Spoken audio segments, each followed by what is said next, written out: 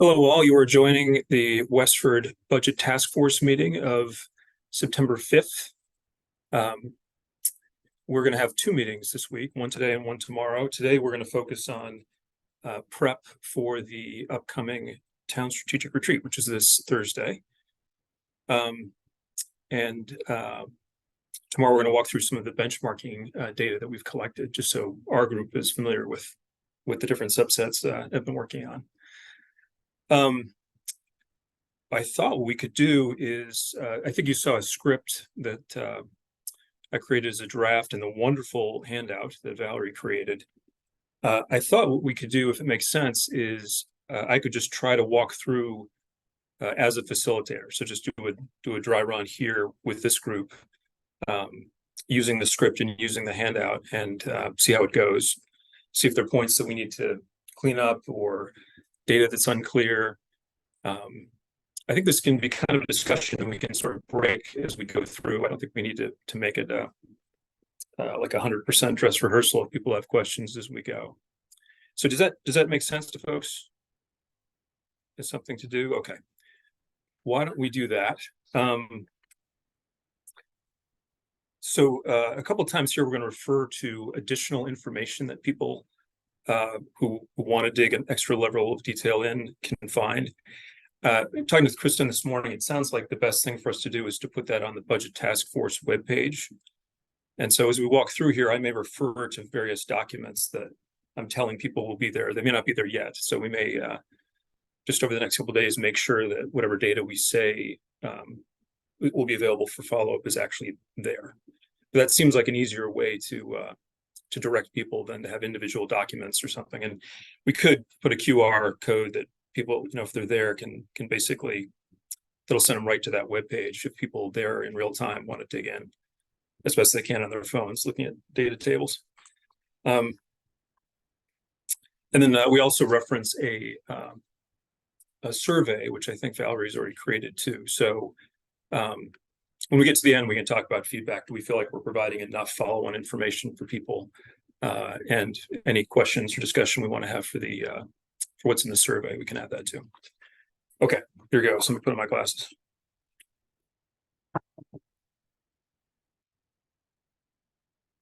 Okay. Good evening. Welcome to the Westford Strategic Retreat. I'm Tom Clay, and I'll be a facilitator with you as we go through some of the information that we have laid out here. There are a number of facilitators around. If you have any questions, you can ask any of them, any of us. And please feel free to interrupt me at any time if something's not clear. We can spend a little bit of time on it. So why are we here? So in the upcoming year, fiscal year, Westford's facing significant cost increases in a number of areas, including energy, trash collection, healthcare, union contracts, and special education services. These costs are rising significantly faster than the regular tax increase allowed by Massachusetts Proposition 2.5. What that says is that we can increase the existing tax levy by 2.5% a year. And then if we have additional new growth in towns, so new homes, new apartments being built, new commercial development, we get that new growth as well. But together, those put a cap on how much spending can increase, and that's by design. In order for us to spend more than that, we have to bring it to the taxpayers for a vote in what's called an override. So with these challenges on the horizon, a budget task force was formed, created last spring, to investigate various budget options and report findings this fall to the Select Board, the Finance Committee, and the School Committee. The task force is analyzing the details of all the cost increase elements. Yep, Valerie? Yeah, just thinking about how that hits. Oh, Tom, can you mute? Does everyone still hear the echo? Okay. Just thinking about how that hits as like our first paragraph. It's a little heavy on the override as a tool. So I just wonder about leaving it at, sort of cutting off just at the explanation of Prop 2.5 as like this law that limits the increase of the tax levy, and then saving sort of the mechanism to allows us to go over that for later. Does that make sense? I had the same thought, that it seemed like it was pointing really strong in that direction.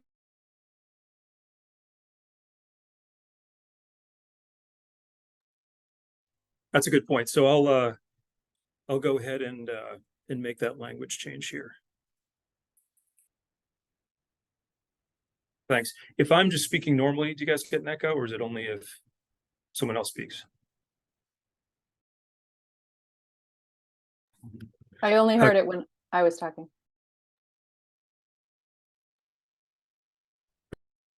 I just had a question about kind of the logistics of how these smaller groups are going to go. Do we envision there being one facilitator at each table, or do we have enough people for multiple? I'm just thinking through, do I need to be taking notes and facilitating at the same time, or, you know, how, I just want to keep that in mind as we go through this. So I had sent my comments separately to Tom just minutes ago, so he probably hasn't had a chance to read it. So I had two thoughts. One, I think when I blew this up to 12-point font, because my eyes aren't working as well as they used to, that's like 3 pages of text to read. So it's kind of long. Also, some facilitators might have to bounce between 2, maybe 3 tables to set people up. And I think we'd want to ask someone at the table to take notes and leave those at the table for us to collect, because I don't think we're going to have enough people to facilitate and take notes. And I would hate for the facilitator to have to take notes, because you just can't capture everything. So perhaps when Tom's going through this script, we can talk about, do we want to shorten it in any way, or do we want to leave a script at a table, or a direction sheet at a table? I know a ton of work was done over the past weekend, so I'm not trying to derail anything, just trying to think about how people will receive this when they are present at the event. How many tables are on each half of the tent? I think there's about 50 tables total. So we're thinking about 25 and 25, I believe. Dan, am I recalling that correctly? Yeah, I think one section is smaller than the other two, so it's probably like 20 and 30.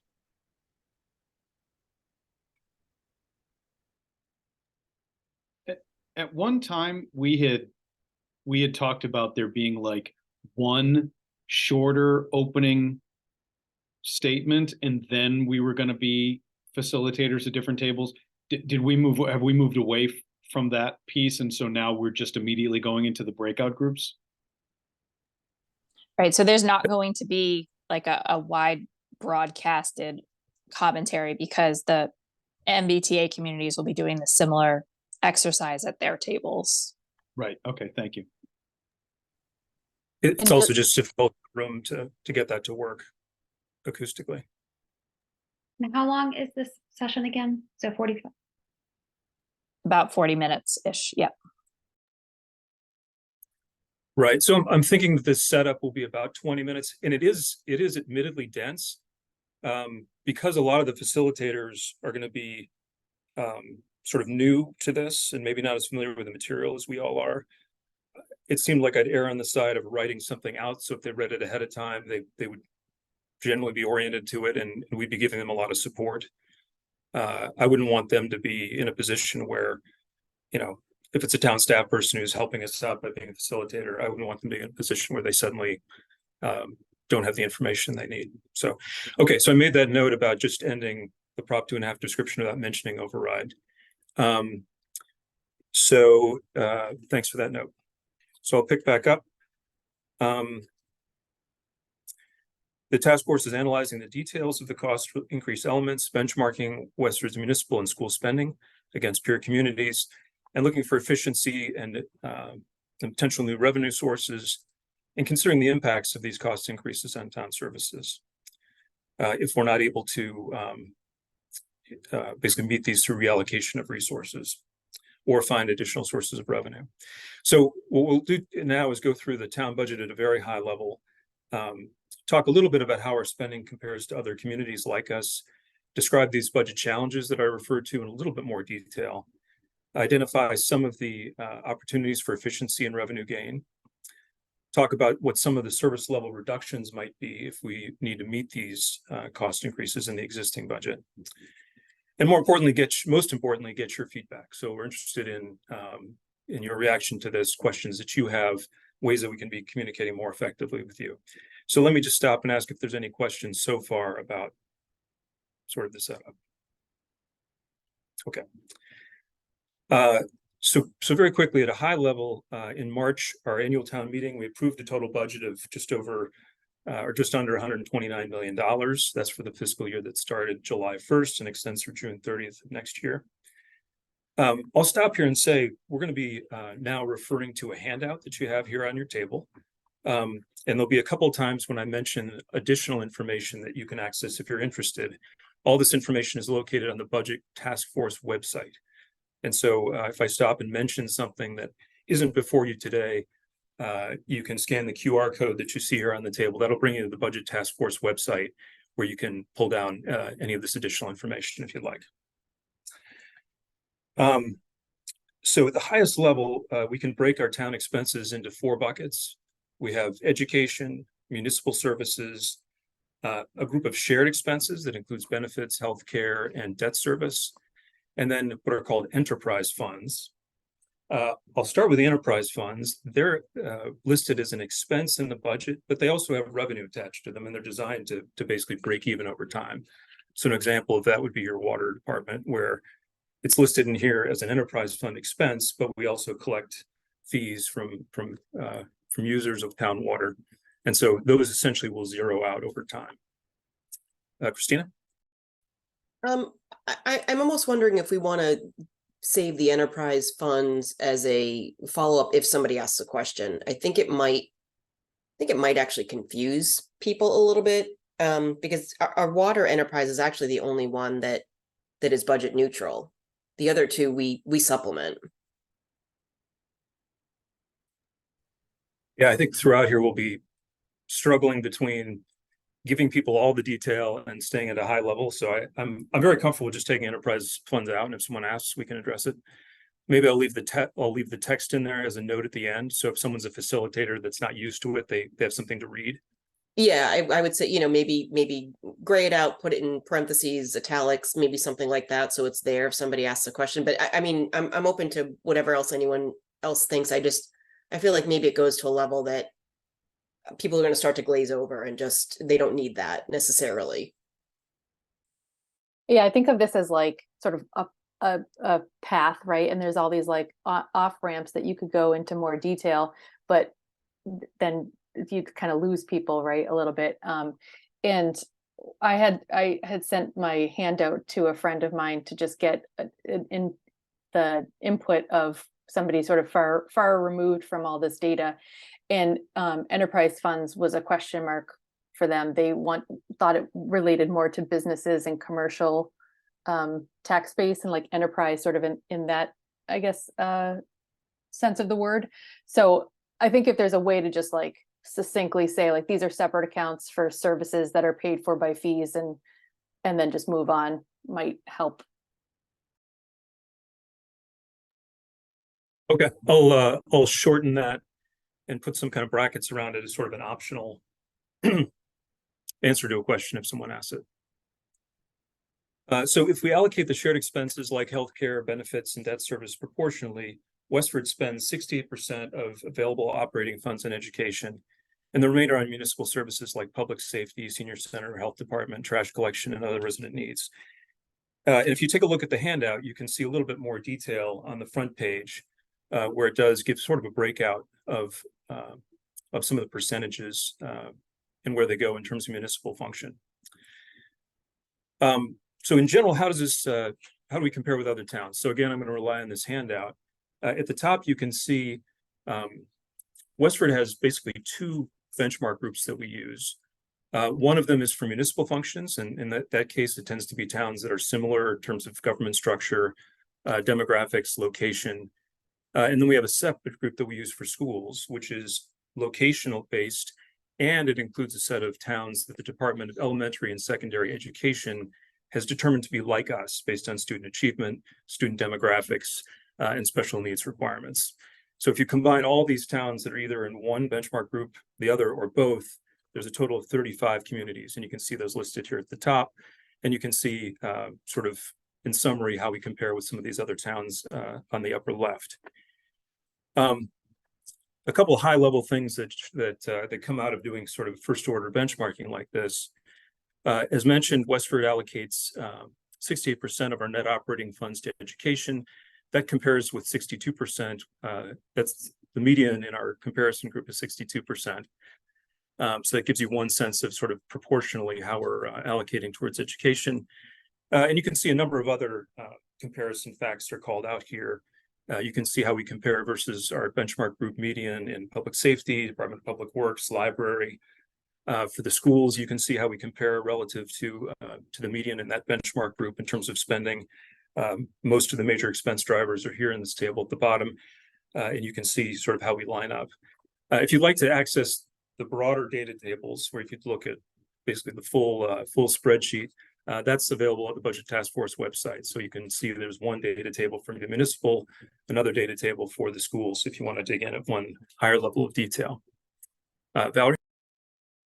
Yeah, I just, I guess, I'm not totally sure that it will be like ready sort of in a public consumption way. I guess I'm just nervous about signing up for that by Thursday instead of like this, there will be more data in the final report, right? Do you know what I mean? Like, is that does that feel like enough of a response if someone's like, oh, I really want to see more, and it's like, well, this is what's ready today, but you know, there will be more in the final report, as opposed to scrambling and having something that's like just as clear for public consumption on Thursday night that we need the QR code and up on the website before that. Does that make sense? Yep, Chris? Yeah, I was just going to say, because you're right, we're not actually expecting them to look at the data right now for this conversation, right? It's more the assurity, or the letting them know that this is the work that we've been doing. This is the data that will be available for everybody to see, I think is a good point. Okay, noted. So why don't we just say there is more information there and not be very specific about exactly what it is, because it'll evolve over time. I do think it's a good example quickly to share with them the level of analysis that we're doing, right? So that they know that we're looking at so many different pieces, and that's one of the things I think people are concerned about, that we're not diving in deep enough, and we really have, which I think is helpful. Okay, good. So I'll change the language. I don't actually have any language in here specifically referring to what's there, so I'll add a sentence that just says there is more information there. If people would like to follow up. So back to the script. So this is only the tip of the iceberg in terms of benchmarking. The Budget Task Force is analyzing our peers and looking at each spending category. Where it looks like there's a lower spending category than we have here in Westford, we're going to look into that as an opportunity potentially for cost reduction.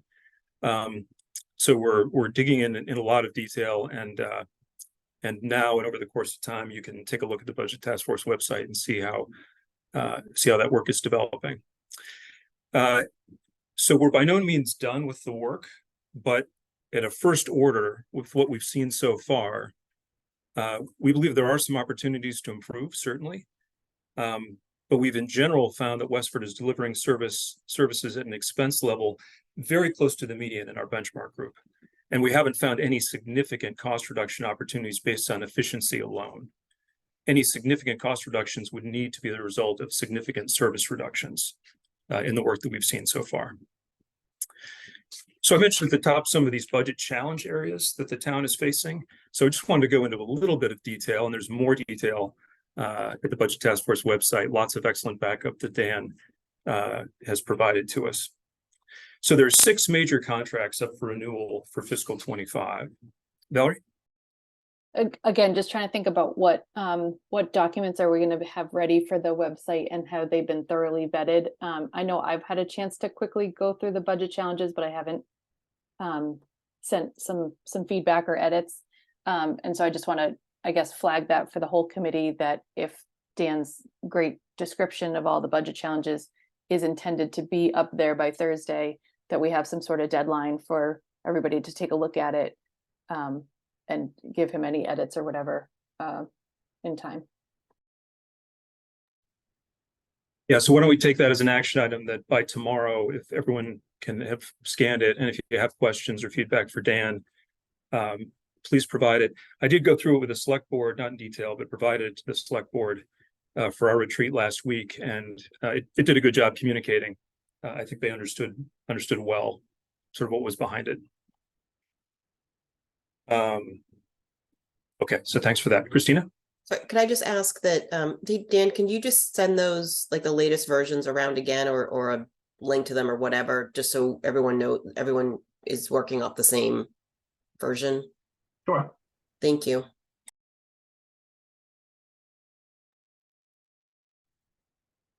Okay, so we're talking about what some of these budget challenges are. I just want to give you a little bit of flavor of the kinds of things we're talking about. There are 6 major contracts up for renewal in fiscal 25 that include cost increases between 10 and 30%.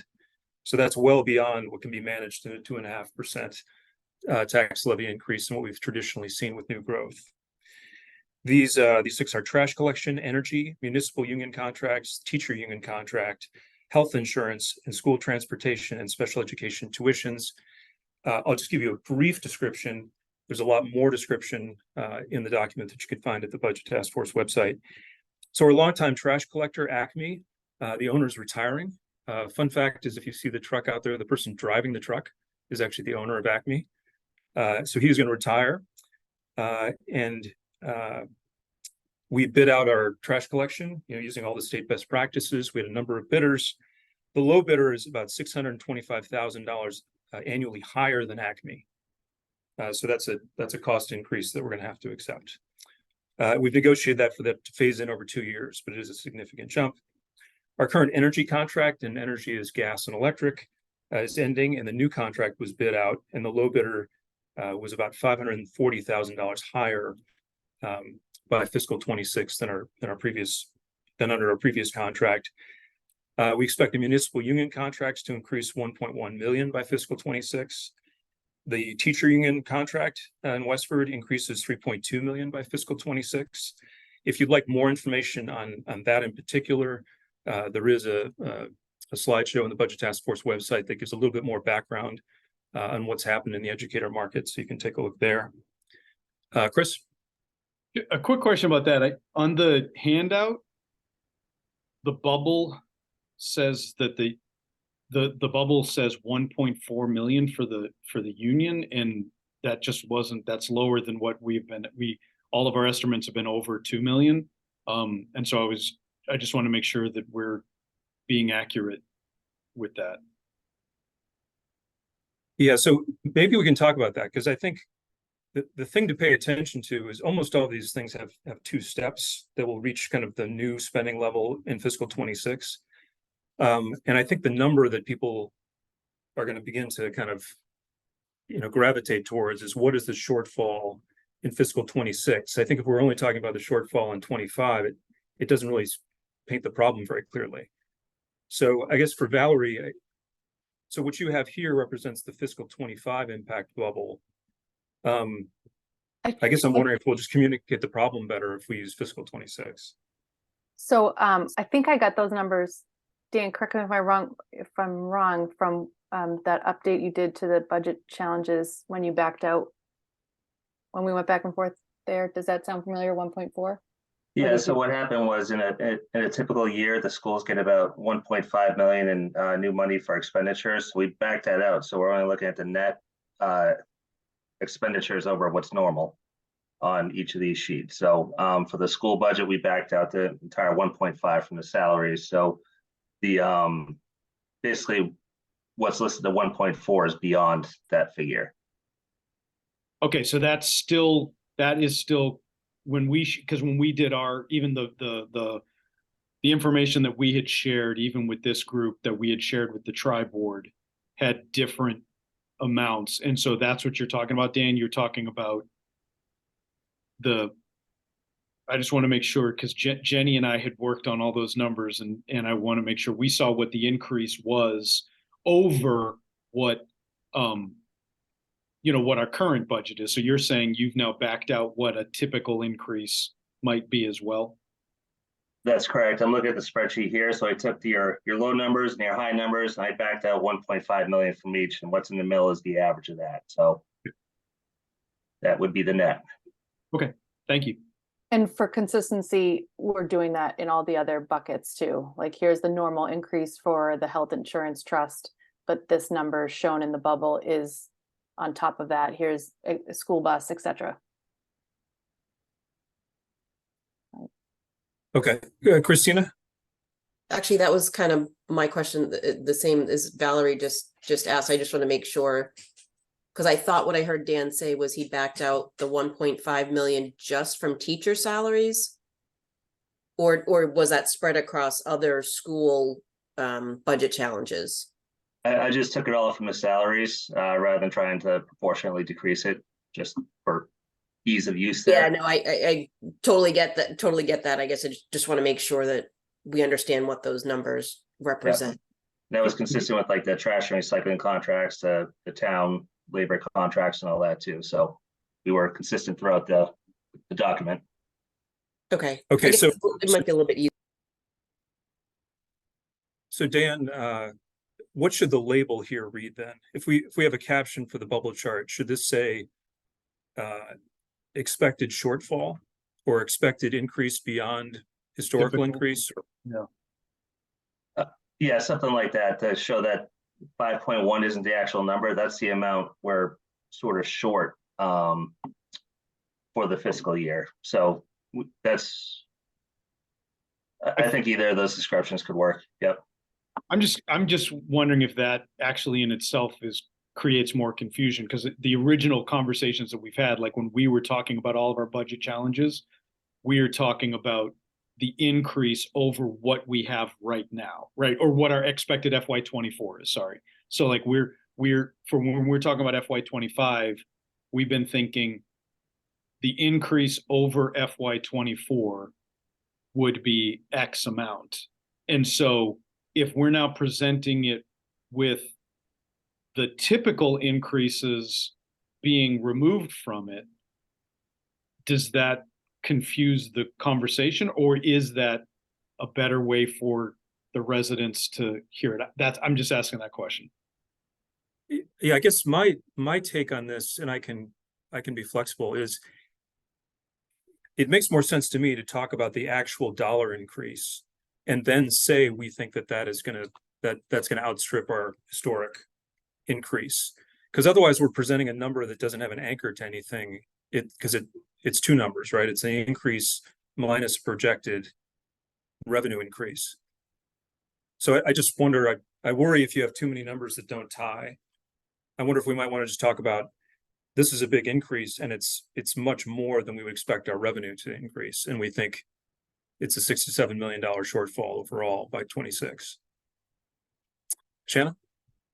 I think that I would agree as well, because we would assume there's some organic growth to the budget, right? We know we can increase by 2.5% every year, right? And there's going to be not everything that increases is going to offset. I think to Dr. Chu's point, it's going to start getting confusing if we're doing it one way in one spot, another way in another spot.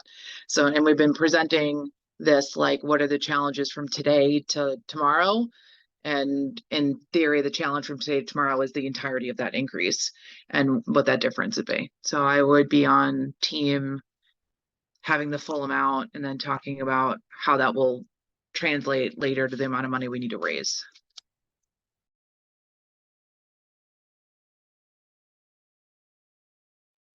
I'm sorry, Christina? I think I'm agreeing with that also, to do the total increase over FY24, but I think at some point we need to at least acknowledge the fact that our budget does grow from FY24 to 25 by, I'm just going to throw out $3 million, because I think that was in the sheets as a typical, amount of money that we increase from year to year. But I think at some point we need to say, now we've backed it out, and here's our deficit, right? Here's our actual deficit once we've taken everything into account. But I guess maybe it does make sense to do it at the end versus trying to kind of pepper it through each of the numbers. That's actually what I was thinking that too, because then I felt bad that Dan had done all of this, and I'm like, I'm sorry, Dan. But because you're right, that all of that he's done is very helpful to us, and it is what we need. But I feel like we just need to, for the public, we need them to see the numbers the first way that we saw them as well too, and then just know that before we wrap everything up, the idea that the typical increase is this, so the shortfall would be that. But I feel like we just need to add that in as we're trying to make this thing shorter. I think it should be there in the first place. Valerie? Yeah, just how to distill this down to the handout, right? So maybe I think what I'm hearing, and I think I'm thoroughly confused, but I'll try, is maybe the approximate total increase in FY25 is kind of less prominent. And then there's like a number for, like, I make that almost more like the other text, and then underneath could be like, after accounting for a typical $3 million increase, we think the deficit is this number. I'm seeing some head nodding. Okay, so that makes sense to me. And now I just need a thumbs up or thumbs down, but I need to change these numbers, right? So Dan, like the numbers that that are in the handout will change, but you guys agree with that new flow of text? Seeing more Yes, heads, I think if the bubble chart does a good job of helping people understand what's contributing what. So I think if we have the bubble chart representing basically the totality of the amount, then then I think on here we could say we estimate the shortfall between what we're seeing here and what we typically see, which is about $3 million a year, to be a total shortfall of 6 to 7 million by fiscal 26. Okay, and just to circle back to the discussion about FY25 or FY26 or combined, I thought that having those numbers be sort of just the slice of FY25 and to just get people to wrap their brain around that first. I felt like people would struggle, and myself, of knowing there's this 2-year problem that's a little bit like next level. I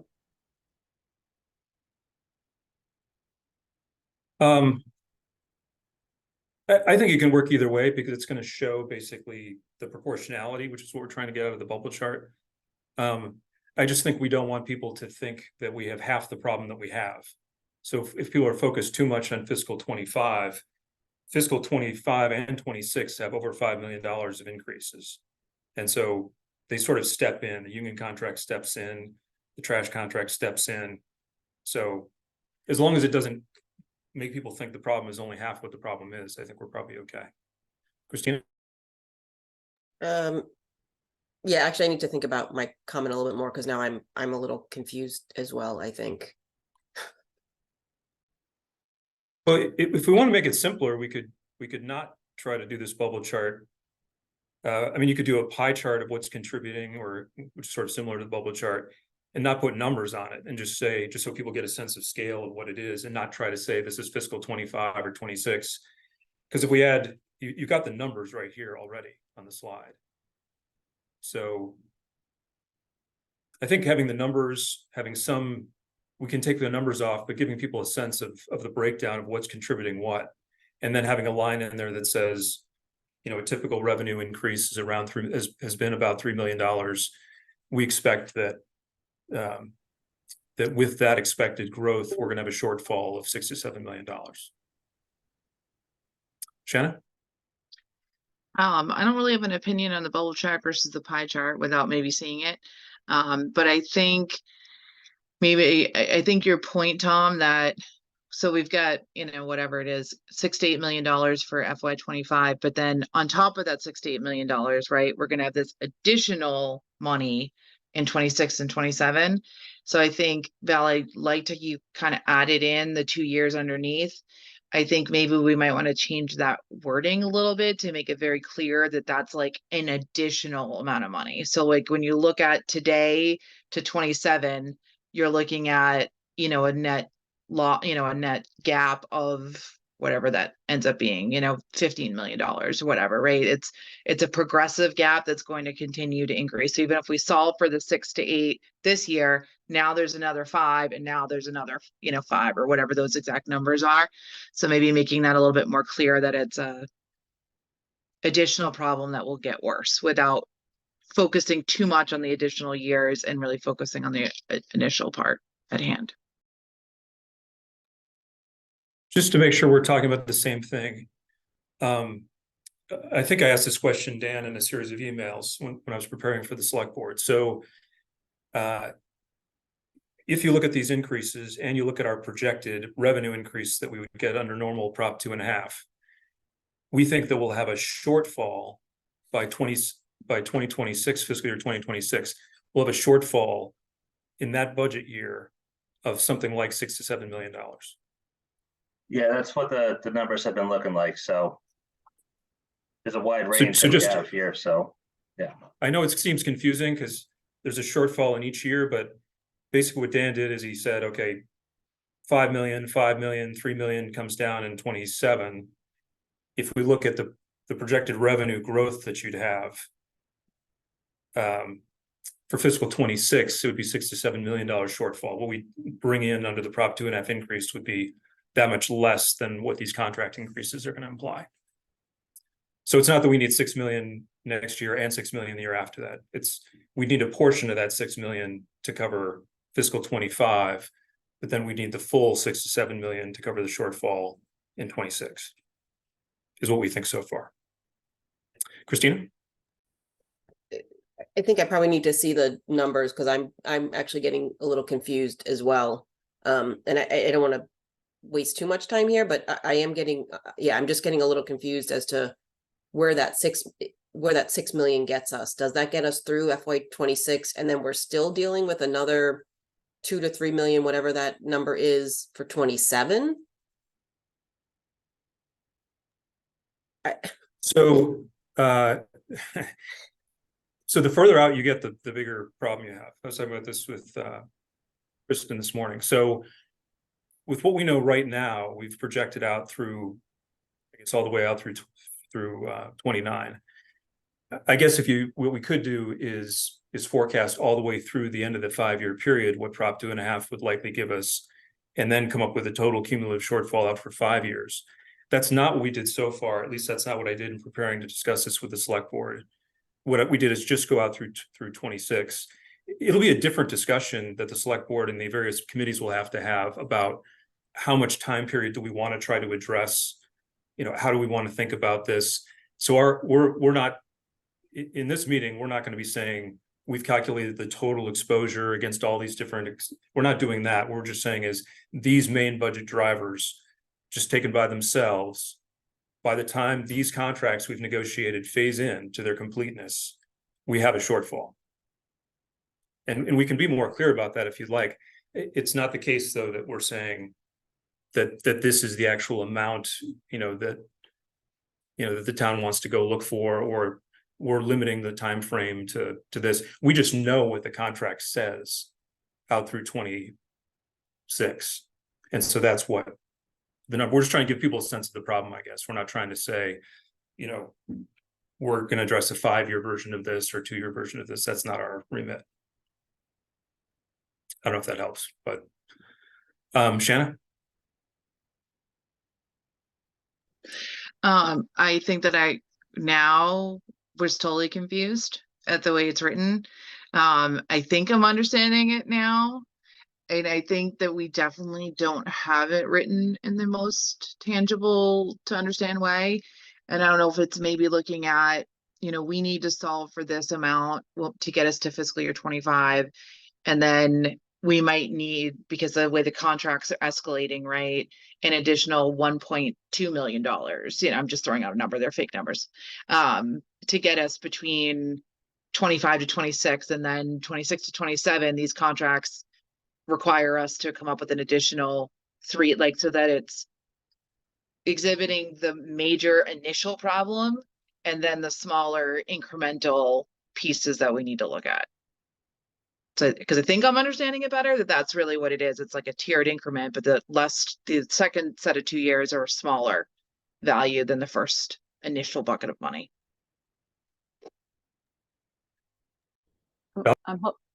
I was going to say, I hope someone smarter than me is going to give you a thumbs up or thumbs down on that. But I think you're right. It's just that the two first steps are the biggest, right? It's tiered, but the first 2 steps are those big jumps. And I mean, we've been meeting since May, and if we're sort of confused, I think the takeaway for Thursday is just the scale of the problem, right? That we are outpacing our Prop 2.5.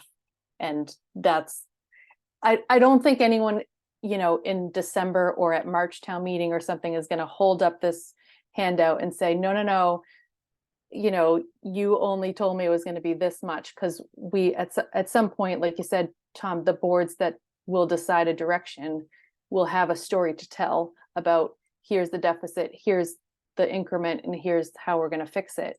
So I guess we just need to kind of come up with our path for Thursday, stick with it for the report, and just impose on and give people that picture about the scale of the problem. Yeah, the sentence I wrote here after thinking about it a lot was, together, these 6 contracts will generate a shortfall of between $6 and $7 million by fiscal 26 relative to our projected revenue increase. So I think that's the fact I was trying to anchor to. I wasn't trying to get to, we've summed this whole thing up and we've, fully quantified it. I think that by itself gives a pretty stark view of what the problem is. Chris? Yeah, I was just gonna say that when we are identifying what the problem is, one of the main, I think, assumptions that other people have about the work that we're doing is this notion of looking at the pie, assessing the slices of the pie, and is that appropriate, or should the pie be bigger?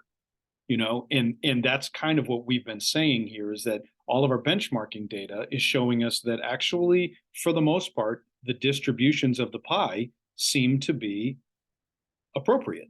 And so we are looking at all this additional money. So now the task force is looking to see, okay, well then, if we need to increase the pie, which we're now saying that we need to do, how we go about doing that? Because I feel like that's still, sometimes people are going to get caught in the weeds and still think, well, have you looked at this or have you looked at that? And the reality is that we have done significant work looking at the way in which we're allocating our funds, because that was the first question, and that's things that people still have questions about. And so the more that can be part of the takeaway is, again, this is an update. We want to get there. We want to get some feedback from them, but this is also the preamble to the report. So they're going to be seeing the full report and the full recommendations and everything that we're giving to the committees right around the corner at this point.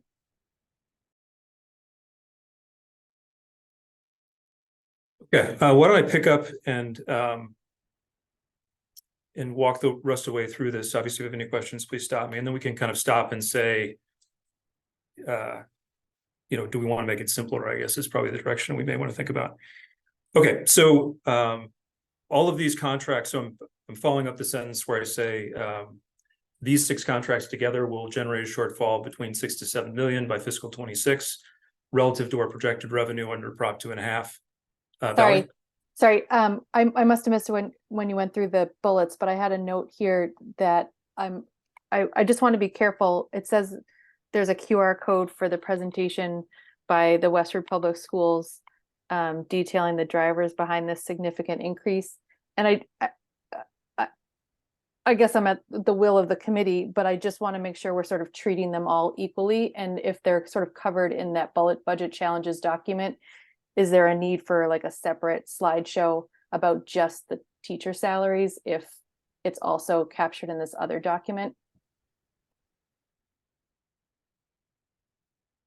I know a lot of the questions I've gotten, just because of the size of the teacher agreement, were, what was the methodology? Why is that happening? We just had an override for teachers. Why do we still have this problem? So I've had a lot of questions about that, and so I would anticipate that we'll have questions about that, but I don't know how do other people feel. I mean, we certainly aren't trying to call anybody out, and there is a lot of budget detail, but I think that one in particular has a special history that is going to prompt questions, I think. Yeah, I just want to be sensitive to what I know is some feelings that this work and this challenge is not solely on the backs of our staff, right? And having them be like the face of it. Yeah, if anything, I think some of these other things have balanced it out quite a bit. So, I mean, I guess I would err on the side of providing more information. So, like, I might also include the town solid waste contract presentation in the budget task force, because it gives the background about how we evolved to where we are. And I think if people want to dig in on that, I think we could provide more backup, I guess, for those that are interested, and not have it seem like we're only providing backup for the one. Christina? Yeah, that's what I was hearing from Valerie, though, was that kind of like the idea is, why are we just calling out one? Whereas you're right, we give them the data because we have it, right? We have all that information. So then if there's more information that we have for other things, then we are able to have that all in one spot. Sorry, Christina. That's okay. No, I kind of agree. And I think maybe the delineating mark is, has there already been a public meeting with a presentation? Then just point to that one. Like, if there is, I assume there's something from this, like a school committee meeting, or maybe there isn't. But I know there is. There wasn't directly, that's true. That they were the presentation to the select board, school committee and FinCom, that was all in executive session. So that has not, that actually been available yet. Right, because the settlement was just recent, so all of that would have been executive. Okay, so then maybe there isn't that.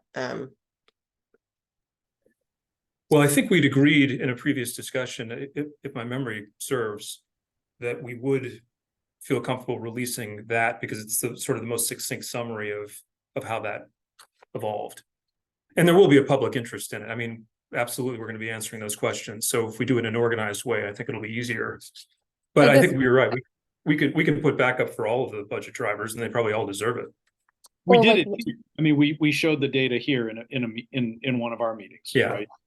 And that's to your point, Tom. We had said, wait, this is all just data now that we've been looking at, and so we can share all of this, even while, because it wasn't about negotiations. It was about the data that we had compiled to identify this budget challenge. And maybe it's just that, like Jenny, Chris, and I could really comb through that part of Dan's document and really make sure that anything that was on those slides and that story is captured in that document, so that that becomes the one place to look for all of these pieces of information. Well, again, if we just point back to, again, because again, we did that for this meeting. So when we knew that this is a public meeting, we made sure that everything that we had was, that we weren't sharing information that shouldn't be shared publicly at that time. And so I feel like if we just are pointing to the budget task force slideshow that we used, or whatever the case may be, or even just that meeting date, don't remember which one it was, but we could, link to that video as well too. Yeah, so Valerie, I'm sensitive to your point. So if you feel like it's better just to make sure all the information that has been part of the whole discussion around teacher salary, if we feel like it's covered thoroughly in Dan's document, I think that's fine. I just want to make sure we're anticipating the question, because we'll get the question. And if we can answer it in a very organized way, then that's just going to be easier for everybody than if we are fielding fly balls.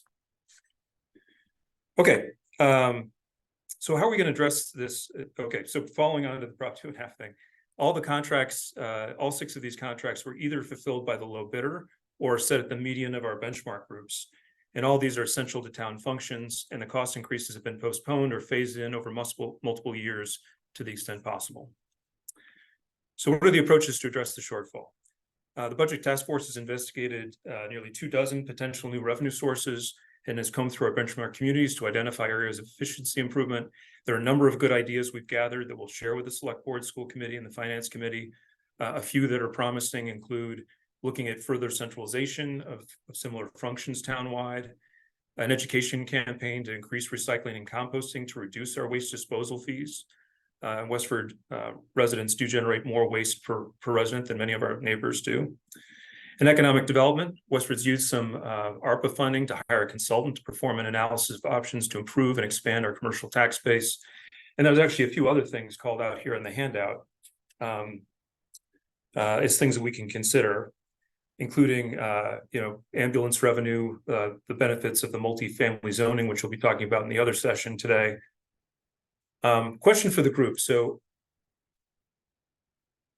there's a plus and minus to revisit the cannabis excise tax on here, just because we could end up just talking about cannabis. And I don't feel like we're I think that Shanna's really well equipped to talk about that, but the rest of us maybe aren't. How do people feel about including that as an example or not? Not that we wouldn't raise it to the boards for further investigation, but I just want to make sure we don't end up spending the whole comment period talking about cannabis. Do people feel like that's a risk? I mean, because I could be blowing that out of proportion. It could be that that's not a magnet for digression. Christina? I would actually be in favor of mentioning it and maybe just sort of cutting off any further, rabbit hole movement as just kind of, would this be something that you would be willing to entertain or not? Kind of do a quick, survey of the people at your table and kind of move on. That's a good thought. We could add that to the survey questions, and then that would just be a little bit more data for the boards to think about. Valerie? I'd be in favor of including it rather than not, right? Because we don't want it to be a surprise later, and handling it sort of as we'll take that feedback back to the task force, but let's sort of stay on topic here. And there will be more information in the draft, in the report, and it would ultimately be decided by town meeting. This budget task force is not going to does not have the authority to suddenly decide this, right? So you have strong feelings about that. It will come back to town meeting, and that's where you'll have your say. Okay, that sounds like the direction we'll go then. Thanks. Amy?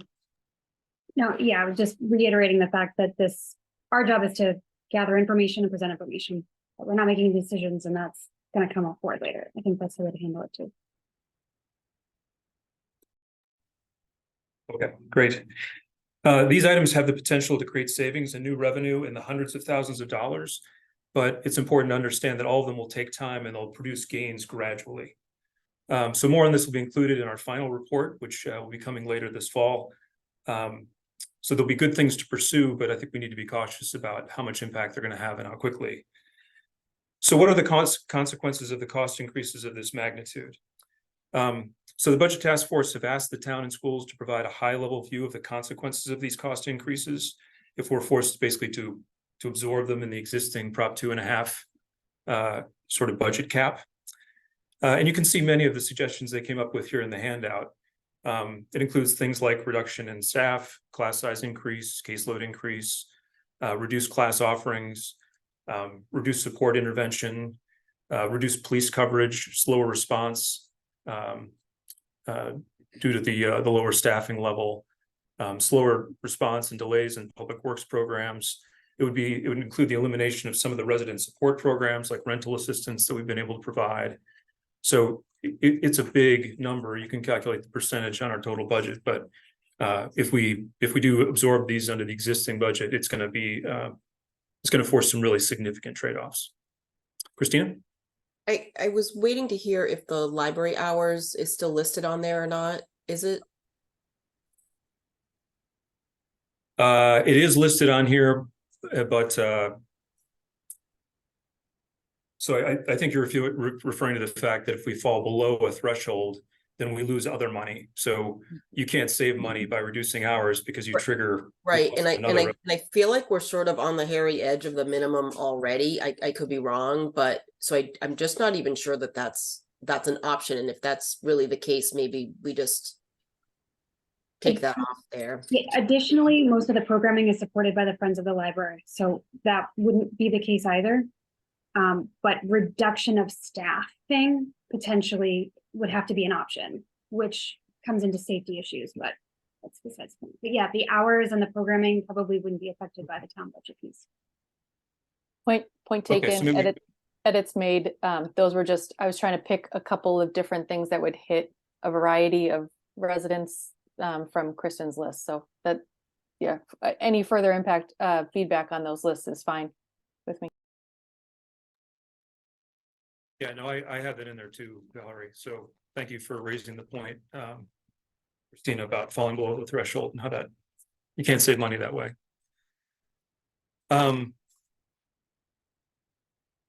So what are we hoping to learn today? Now that we've gone through 20 minutes of intro. So this is new information to many of us. So we'd love to know if there are parts of this you'd like to understand in more detail. If there's any tools or reports that you'd like as backup that will help you understand the issue better, we'd like to be able to provide those. We want to make sure we're involving the whole community in this discussion. So if you have ideas that you could share with us about how you consume information, where you look to get news, different kinds of events or forums we may want to get in front of with this very important topic.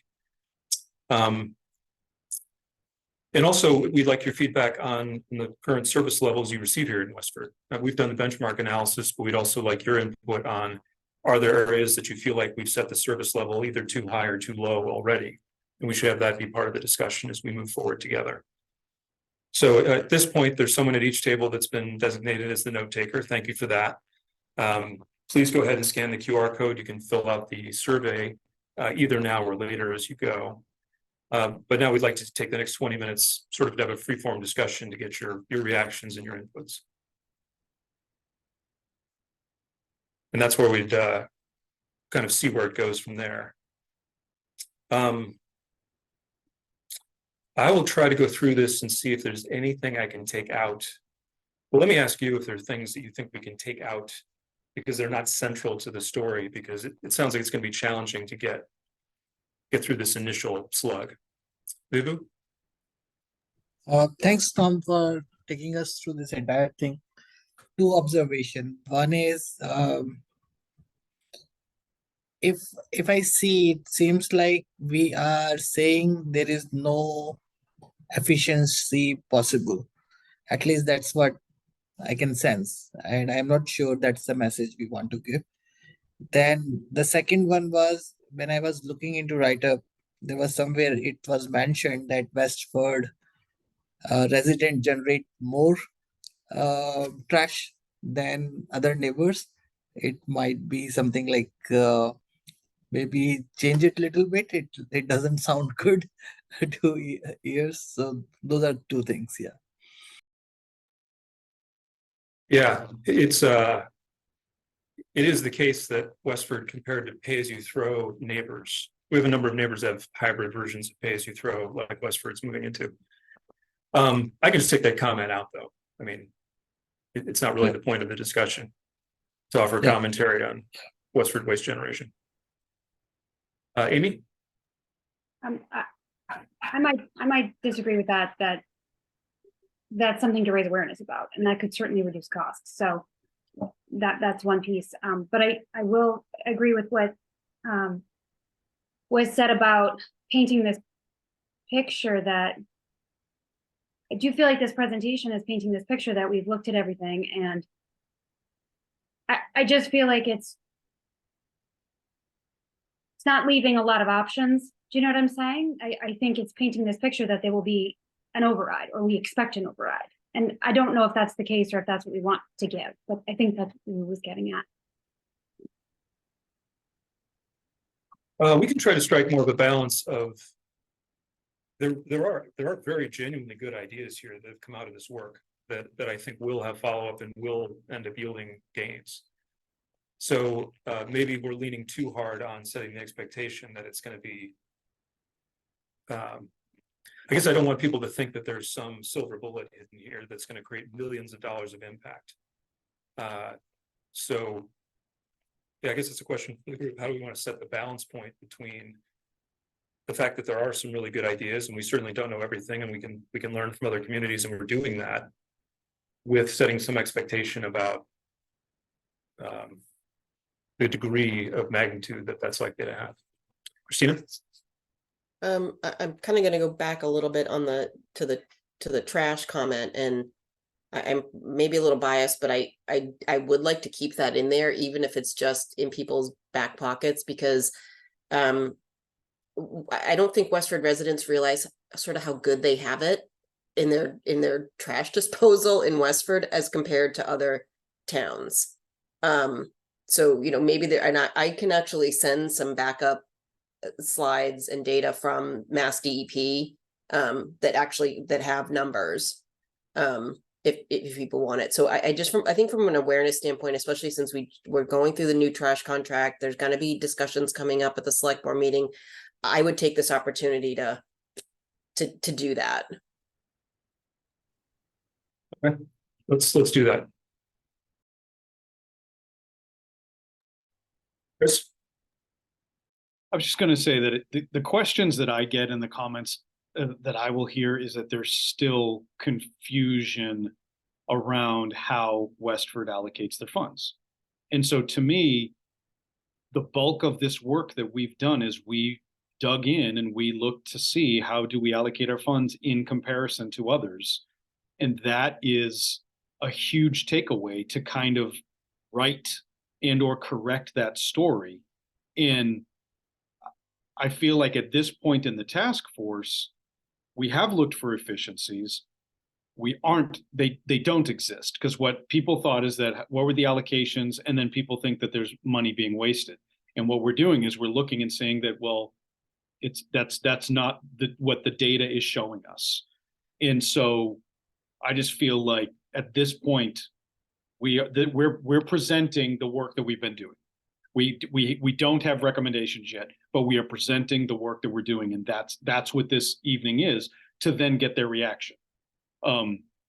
So I agree with you. Like, we don't want to necessarily lead that, oh, this is going to be our recommendation. But what we do want to do is we want them to see that we've been doing all this work, and we want them to see that the data is the data.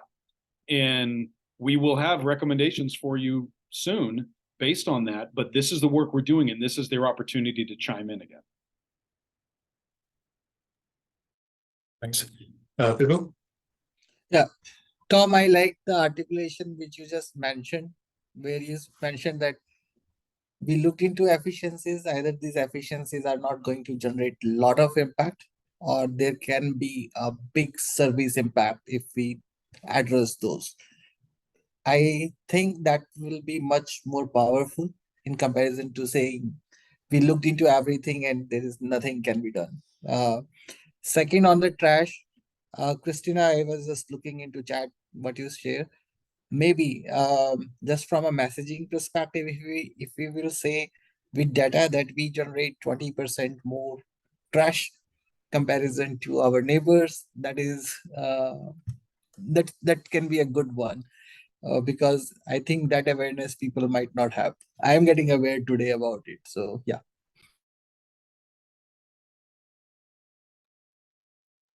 Yeah, Christina, I may ask for your help on getting a number. I think Eric gave us a comparison with pay-as-you-throw communities near us that said that Westford generated about 30% more. But if you could help me with a fact, that would be great. Yeah. That'd be a good thing to add. I can. Please copy me on that. I've got that right now, at least I've got that bullet in the handout. I don't know where I got 10% from. I think a slide you had done, Christina, maybe, but happy to edit that. And I don't want to derail if you had something next in mind, Tom, but I'd love to just get additional eyes on some edits I made on the bubble part of the handout based on our discussion earlier. Sure. So what I'll do with this script is I will go through and just see if I can cut down word count and see if there's any way we can try to make it simpler. And I made notes for the other comments, so I'll circulate that either later today or tomorrow, and people can, further comment on it from there. And if you can think of any way we can make it simpler overall, I couldn't think of a good way to make it simpler. This started off longer and got to where it is, but if there's something you think we don't need to address, so we can just take it out to make it more streamlined, please let me know. Christina? I think my only one other comment on kind of your I think it's your last bullet at the bottom here is are there areas where you feel Westford provides a service level that's too high or too low? We may want to have a few things kind of in the moderator's back pocket in case people either kind of go off the rails or aren't really sure what we're talking about. Just examples. And unfortunately, I'm sort of drawing a blank except for, trash. But I think that's a little bit of an educational piece first so that people understand how we differ.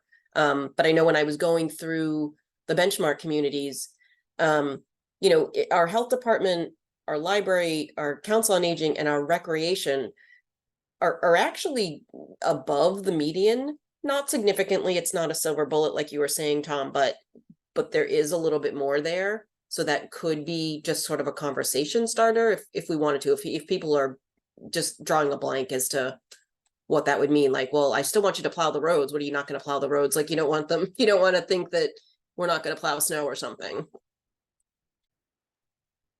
Yeah, that's a good way to talk about it. I'll highlight some things that are above our peer communities by a little bit in most cases, and ask, if we came to the peer community level on health department, would be, less outreach, less support, less funding for different things that we're working on there. Shannon? I think this write-up is great. It feels to me, and I felt it a little bit when I read it on my own, but I feel it more now that we've kind of read it together, that it's more like a speech than like a little bit more of an informal narrative, if that makes sense. Like, I feel like it would be better suited if we were addressing a larger crowd versus us trying to sit one-on-one, trying to interact with our neighbors, right? From a 1-on-8 perspective, of how many people are at the table. Like, so it's very well written, but it's very formal with like a lot of the verbiage that we're using. And I think that maybe running through it again, Tom, and I'm happy to look at it again with you offline too, is just try not like to dumb it down per se, but to make it a little bit more like you're sitting at a table kind of with peers and with a buddy, and not necessarily kind of from a lecturing perspective in a way. It just feels very like we have our enterprise funds and like very much like we would be giving it to a whole bunch of people or to the select board versus maybe trying to make it more informal. And I think that if we can make it a little bit more informal, that might generate more of a peer-to-peer kind of interaction with the audience. Yeah, I can try to do that. And also I'll say to any of the facilitators that are comfortable with the subject matter, you don't have to use this at all. I mean, there's really no rules here. I was trying to make sure that the least experienced facilitator had something to fall back on. But yeah, that's a good point. I'll try to find ways to make it more conversational and maybe put a note up at the top that says this is a guideline only if the discussion at your table goes a different direction. As long as you're having good input and a good dialogue, then by all means. Vibhu? Yeah, Tom, like on the basis of some of the previous meetings, there are a few words I heard, like regionalization of services, senior citizens, how we are taking care of those, quality of the school. Is there a way we can add some of these words in this conversation so that we are sharing, we are looking into those areas? I see school mentioned a few times, but I don't see senior citizens or say regionalization as a topic there. So just sharing my observation. Yeah. Yeah, no, I can add those under the service area discussion. Those are both good adds. I didn't realize I was next. I was just going to say that when you're talking about like a script versus sort of prompts, one thought I had was to make it more like bullet points so that it's that someone's own voice instead of verbatim in your voice, Tom. But I appreciate that you want someone to have that. So almost maybe like bolding what someone would be like scanning to look for those phrases. I don't know. And I'm happy to take a pass of doing that, but if it comes up as you're editing, maybe that's one way to think about it. Yeah, that's a good point. I mean, if I was going to give this, for example, I wouldn't use the script. So, because I feel like I'm pretty familiar with it, and I know many of us are familiar with the information. So I would try to have it be a little bit more, group led or free form. So, so point taken. I'll try to make it look a little bit more like an outline and less like a requirement. Chris? Yeah, I like that suggestion. I was also just going to say, like, what it does nicely is how it works with the handout. So maybe if it's just a question of using the organization and the language that you've had, and just use it for the facilitator to walk the audience through the handouts, that might be a way to simplify it in some ways. And I like Valerie's idea of even like bolding, like the facts, you know what I mean? Like where you've written something that I think is very easy to read and it's very easy to understand. And it could also be something as a takeaway for somebody who can't participate at a table. That's another thing, is in many ways, I would hold on to this document as is, even as we simplify it, because as a narrative alone, it is well written. And it could be used, for somebody to read who didn't pay attention to the conversation. But maybe if we just look at it with the handout, then it helps to simplify and you find things that we don't necessarily need in the narrative because it's right there in the handout. Yeah, that's a good suggestion. Amy?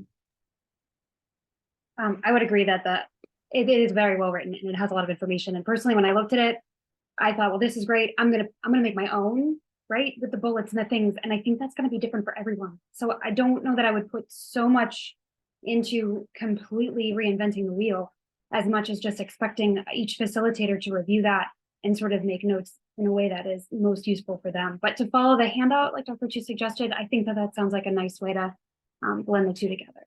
Thank you for all your work on this. It is really thorough. I appreciate it. I think Valerie's handout is great. I'm always in awe of people that are so much better. It's something like I wouldn't even know how to start. So thanks for putting that together, Valerie. Christina? I was just going to say exactly what Amy said, is that I was going to go through and sort of bold different things and, for myself, so that I could make it sound more like my voice. And I imagine that other people would probably want to do the same. So yeah, I don't know that I would spend a ton of time, Tom. I think maybe if we get it out to the facilitators on the earlier side so that they can kind of prep, maybe watch this, I think that would be helpful. Okay, good. Why don't we do that? I will go through and make some of the fact suggestions that you made, but it won't look substantially different to what's here. It'll be updated and have a few prompts for the service level discussion like we talked about. Okay, I know Right, Valerie, you wanted a little bit of just time. one more go thing. ahead. I think there was an error in the out of district tuition increase. I think it said 16%. It was 14. I don't know if anyone else, if you caught that. Okay. Yeah, Dan corrected me on that. So thanks, Christina, and thanks, Dan.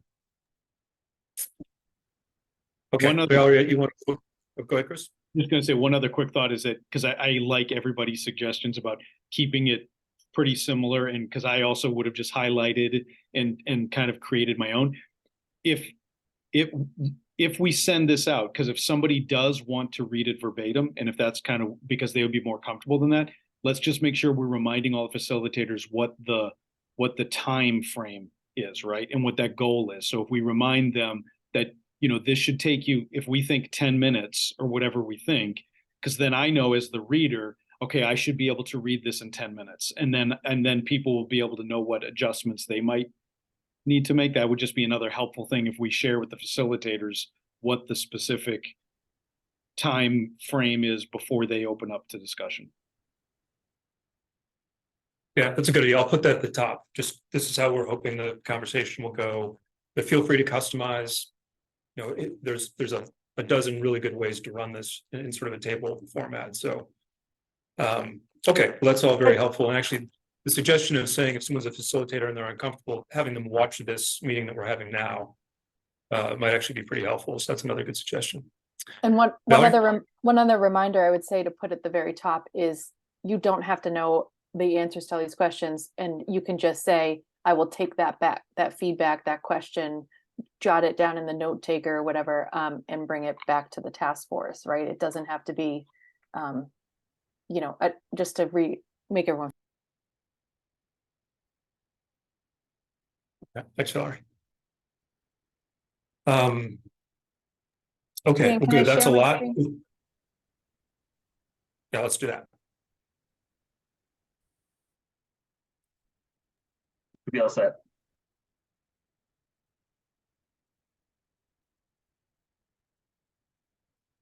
This will work.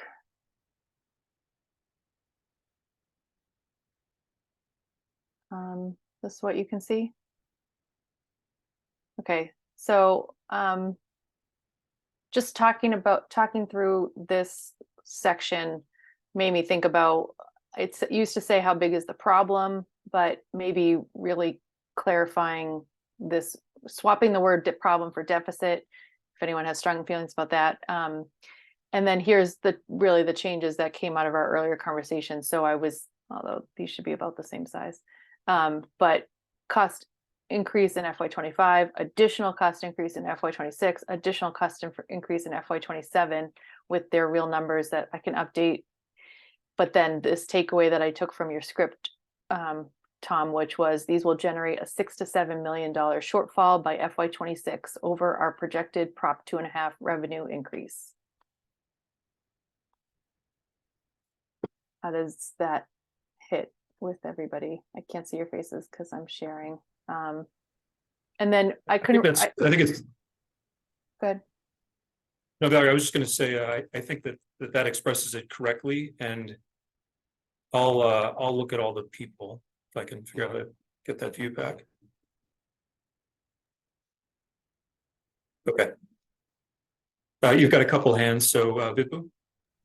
Yeah, on the bubbles, because it doesn't reflect the percentage of the total, it can create some kind of misrepresentation. If instead of that, we can show the bars and show the percentage increase or something, that might be good. Yeah. Are you suggesting that in the bubbles we put a percent instead of a number? Right. So Tom, like when I look into it, it might suggest that health insurance and the school union salaries are the biggest, but this might not be biggest in terms of percentage. You might be like your solid waste recycling might be going up 30%. This might be going only 5% up.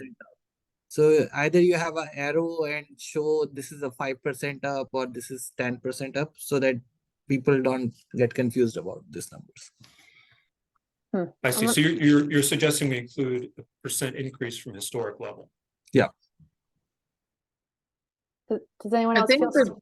Yeah, I was thinking the graphics really just meant to show the deficit, I think, right? And to show that how much is coming in each bucket. So I'm not sure. I don't think your data set, Vibhu, is not important, but I don't think that that's what we're trying to show here. It's supposed to be, we have this $5.5 million. This is where it's coming from. It's 1.5 here, 1.4 there, this here, there, that. So I think that's a different data set that you're introducing to the story, which doesn't mean it's wrong. I just think we would have to change other things to match that. Sure, Shana. You guys can decide. Usually whenever we show, or if you are going to give these handouts to people are going to talk about these 7 or 8 things, and they need to understand what does that impact really means. Is 444K is, I don't know what is it in percentage and how important it is or not. That's the question. Either you put that data into your QR code where people can go, or show it here, up to us. Yeah. Okay. I think I understand. We're trying to figure out what the most important thing this graphic is communicating. And it would be interesting, but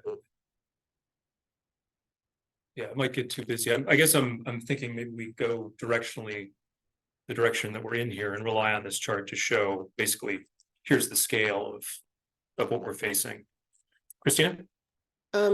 Yeah, I totally see Vivu's point. But I kind of feel like, I think like the last couple of speakers, that I think in this particular case, I feel like the total dollar amount is probably more impactful to the residents, especially where we've got it against, and I don't see it, but where we've got it against kind of our normal increase from year to year, if we're talking total dollars, just because I think we kind of want to get to the end point, rather than describing each of the individuals, at least for this retreat in the document. I think that's a different story.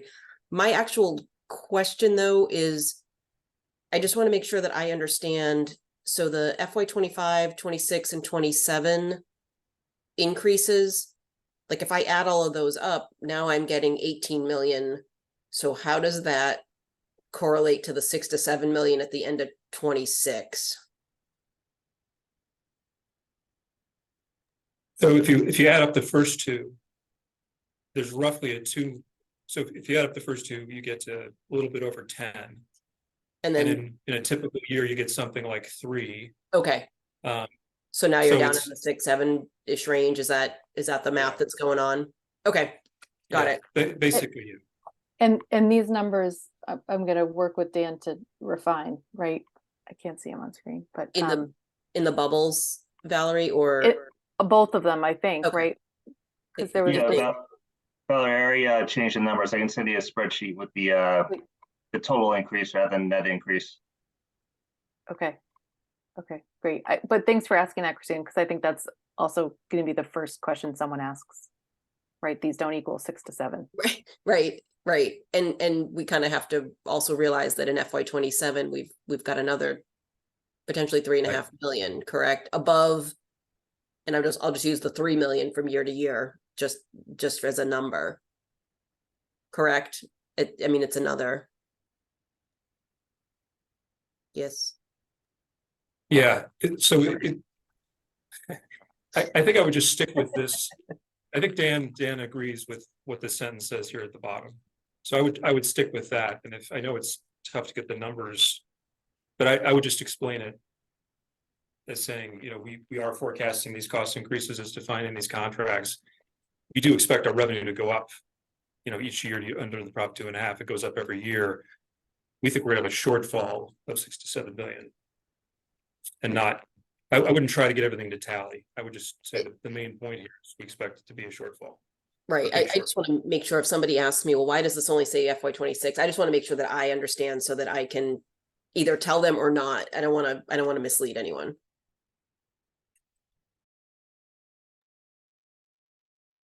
My thought was just that what actually, Valerie, you just added it there, and you added it in that first bullet point, but I didn't know if it made sense in that last sentence to have it there if Dan feels like that's a confident number that they could say that there's typically a $3 million increase that would help people understand that. But you did add it in the bullet up top too, so I feel like it exists there now. But that's only if Dan is comfortable with that being itemized like that. Yeah, that 3 million is a good number. It's perfect for our purposes here. Yeah, I had it in before, but then in the earlier discussion about the numbers changing and backing things out, I just got a little nervous that I was confusing myself. But okay, so this is helpful. Thank you.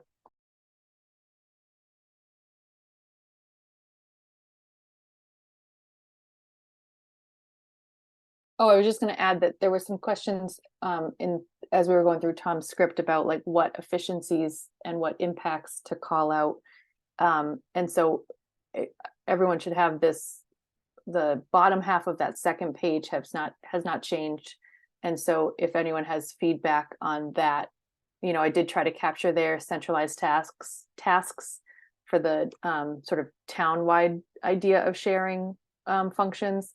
reduce solid waste expenses with the education program, economic development, revisit cannabis, the MBTA multifamily zoning, and ambulance revenue.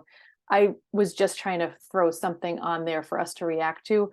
I'm not married to any of those or the list of impacts that are below. So if someone feels like I picked wrong or that I'm missing something, please, I'm happy to edit.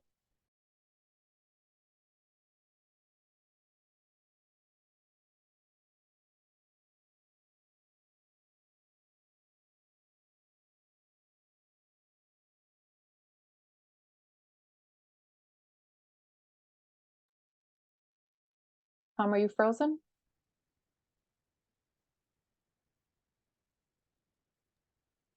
I think Nope, Tom can't not hear frozen. us. He's not frozen though. He just He's moved. not frozen, but I feel like he can't hear us maybe. So I guess sorry, it's just pretty humorous.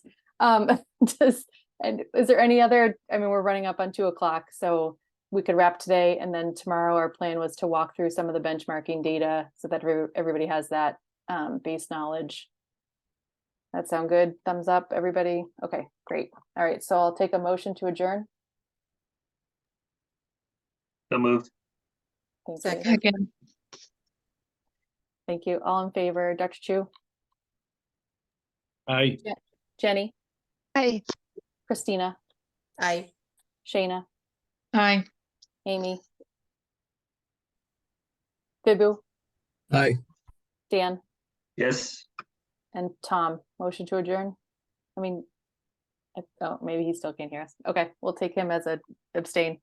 I'm an aye. Thank you. Thanks, everybody. See you tomorrow.